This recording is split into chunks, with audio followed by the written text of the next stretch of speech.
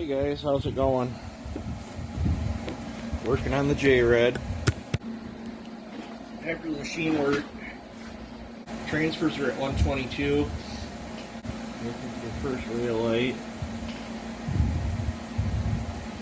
Now, depending on how you look at this, the very first squeak of light that comes through is it's saying it's at 100.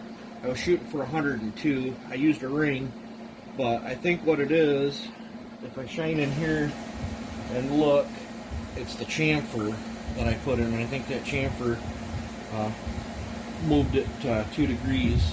So this is between 100 and 2. If you were to look at it with a ring, it's at 102. If you were to look at it as first ray light, it's showing 100. So we're anywhere between 100 102 on the exhaust, and we're between 20 and 22 degrees blow down. And then the intake after all the machine work.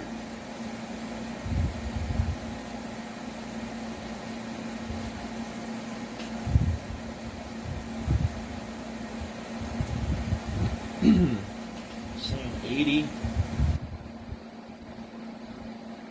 And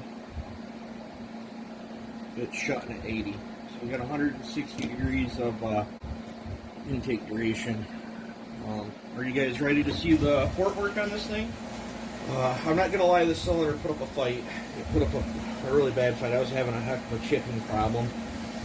So, but I overcame it.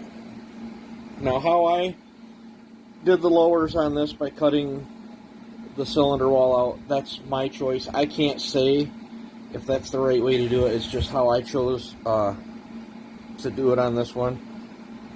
But as you can see, I don't know if you reference other videos back,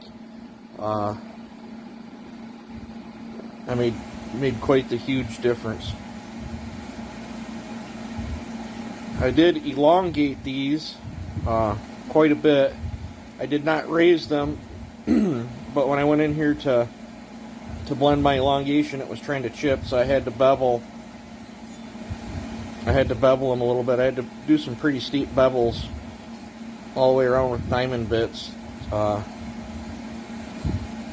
to counteract the chipping. There's the intake, 80 grit finish. This has this wall here. I tapered the wall back as far as I dared. I didn't want to blow through there. But there's the long Mickey Mouse ears, bat wings, the Iron Horse intake, however you want to call that. There's several different ways of doing it. There's the exhaust. I still got some fingerprints.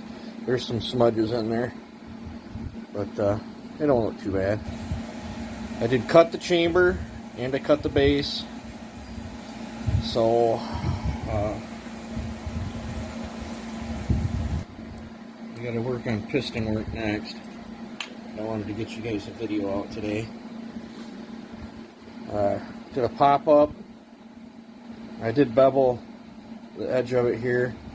Now I got to go along and get all this flashing out and clean up in here and try to lighten this piston up as much as I can.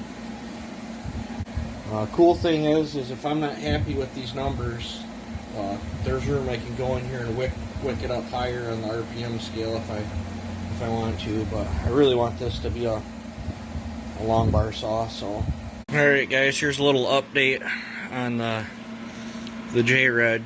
I forgot to mention in the other videos there that I cut so much off this base that well, there's the top. Pretty much the letters are all gone of what described that, and I had to do a little bit of clearancing right there because that flywheel wanted to hit. So it rolls over free now. If it happens to stretch out some or whatever, it should self-clearance itself. On my intake boot here, looked like there was supposed to be, I don't know if it was supposed to be a nylon strap or some sort of clamp. It was missing, and couldn't find much info out on it, but I took a Chevy, I think this is a tail shaft out of a Turbo 350. I pulled that spring out of the seal, so now this seal's junk unless you had another seal. I'll probably just pitch the thing, because otherwise I'll end up going and put it in something and wonder why it's leaking, because I forgot that I did that. But that spring inside there, it stretched around that lip right there very nicely, so I think that'll work. So I got to finish putting this thing together. I still got to change the fuel line and stuff, but no, I want to just putter on it. So I just thought I'd give you guys a update. So yeah, I'm trying to think. I still got a muffler on it. I got a ton of work I got to do to this thing yet. So, but I'll be curious to see what kind of compression it's got and all that happy stuff. So alrighty, guys, it's getting closer.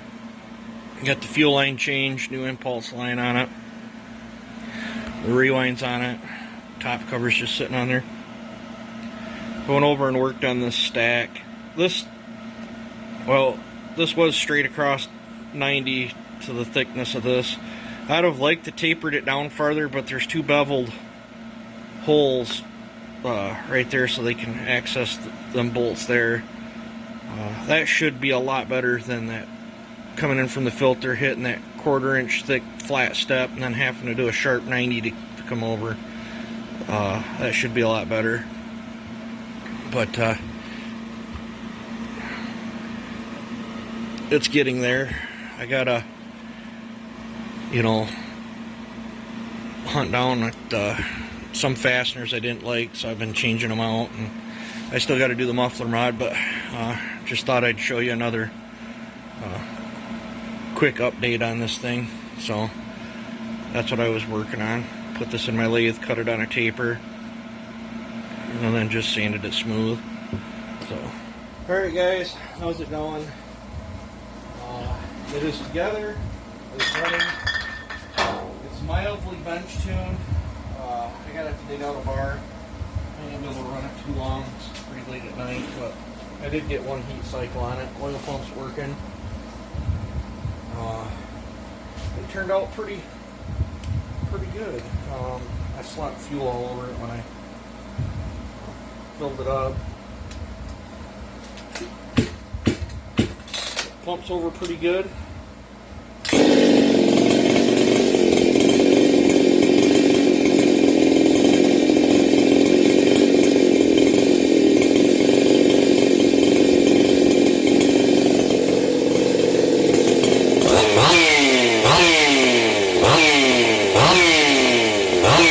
Oh.